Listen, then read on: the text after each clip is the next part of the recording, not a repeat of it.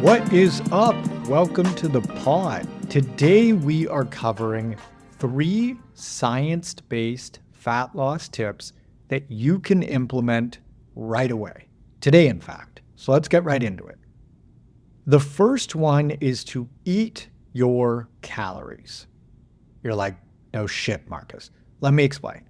You probably don't drink regular pop and juice. At least I hope you don't. However, you may consume things like protein shakes and smoothies. When your goal is fat loss, we need to create a calorie deficit, which you know, of course. And so the name of the game is feeling full, because the more satiated that you are, the less likely you are to overeat and therefore, quote unquote, erase your calorie deficit. Liquid calories, even from things like protein shakes and smoothies, are not nearly as filling as calories from whole foods. For example, a lot of folks have liquid nutrition for breakfast. So a pretty standard smoothie would be something like protein powder, a banana, almond milk, peanut butter, maybe some chia seeds or something. A smoothie like this will easily clock in at around 600, 700 calories, no prob. Potentially more depending on how generous the serving of peanut butter is. If we take that 600 to 700 calories and have it via whole food, it's going to be a lot more filling despite having the same caloric value. For example, instead we could have 4 to 5 whole eggs cooked in a little bit of butter with a chopped up banana and a cup or 2 of mixed berries with some coconut milk drizzled over it.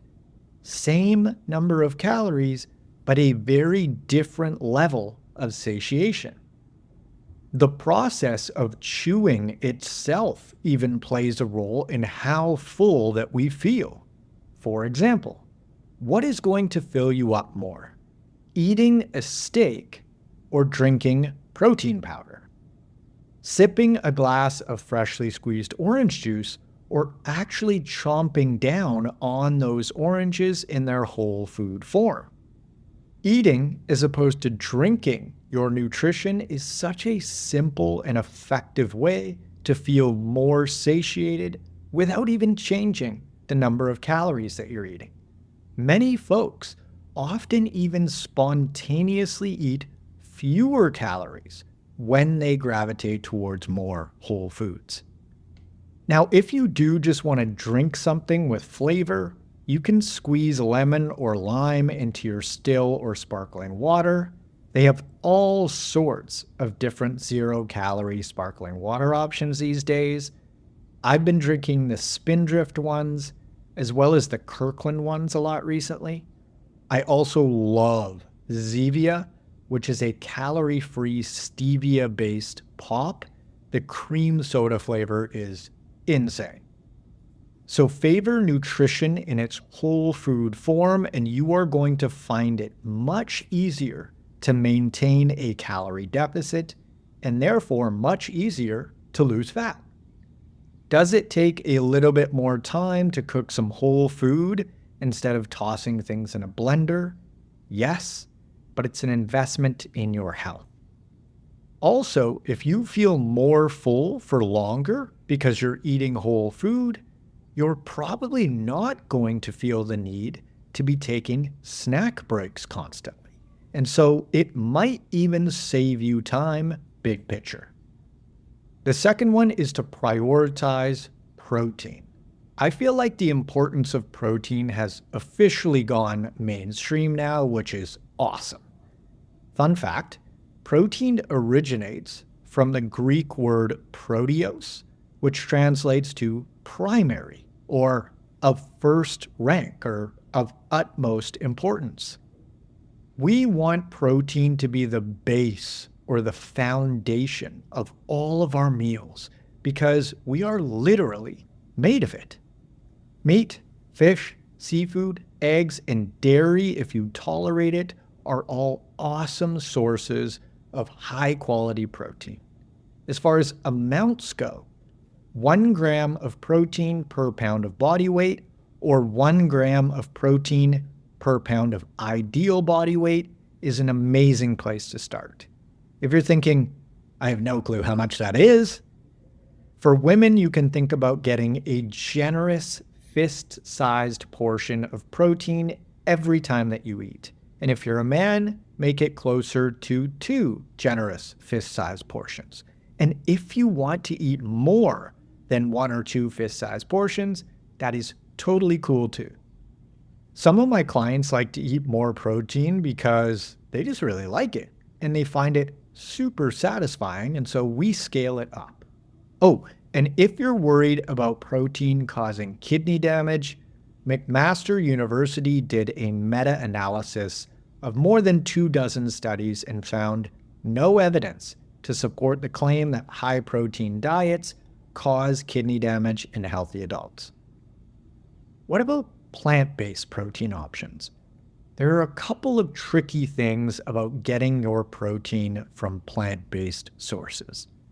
Plant protein does not contain all of the essential amino acids, and so they're not considered complete like animal sources are.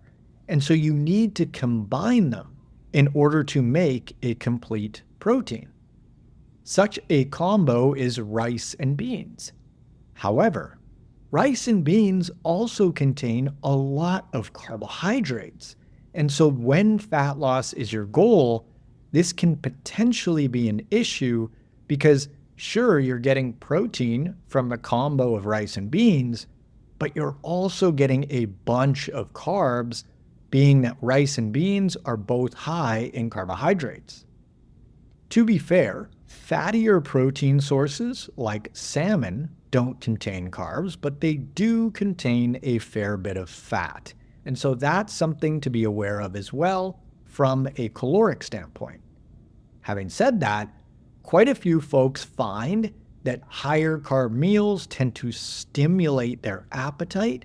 And so if you're favoring plant sources of protein, that is something to consider.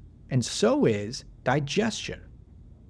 I don't know about you, but beans just don't make me feel great, especially in the quantities that I need to eat in order to hit my protein quota.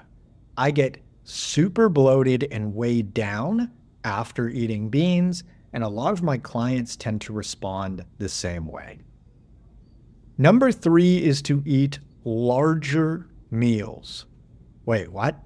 I thought we needed to be in a calorie deficit in order to lose fat. We do. However, we want to make our meals hearty enough so that we feel satiated between them, and therefore we're less likely to snack. Reason being, snack foods, by definition, are convenience foods. And convenience foods are almost always higher in calories, lower in protein, and less filling. For example, a lot of folks snack on things like hummus and crackers.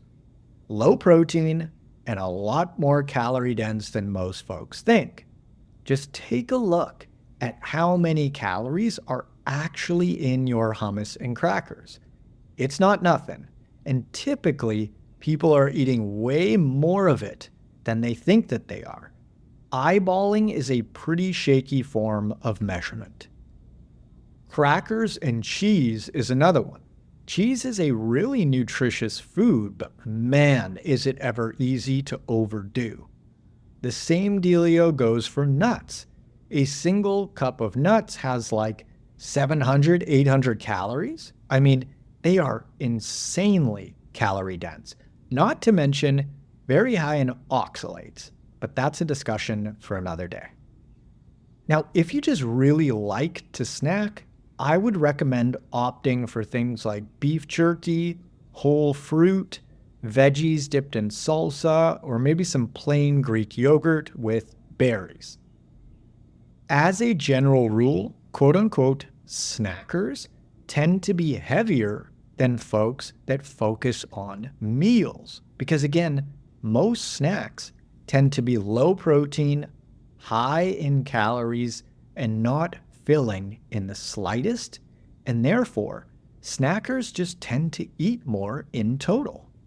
Also, the more times that you eat throughout the day, the more likely that you are to consume more food. For example, chances are that someone that checks their phone 10 times per day is going to be on their phone for more total time than someone that checks their phone 5 times per day. It's just a numbers game. Okay, I'm going to sum up this entire pod in one takeaway sentence. Eat your calories, preferably in single ingredient whole food form, with an emphasis on protein and sit down meals as opposed to quick grab and go snacks. If you want to apply for one-on-one nutritional coaching and or workout design with me, you can click the link in the description below or head on over to n1fitness.com/coaching. If you're finding this info helpful and you'd like to, feel free to leave the pod a review on your favorite podcast platform. And you can follow me on Instagram at N1Fitness, on TikTok at TheN1Fitness, and on YouTube at MarcusSidhu-N1Fitness. If you want to stay up to date on the newest episode releases, you can hit the subscribe button. Thanks for tuning in. I hope that you found this info useful, and I will catch you on the next one. See ya.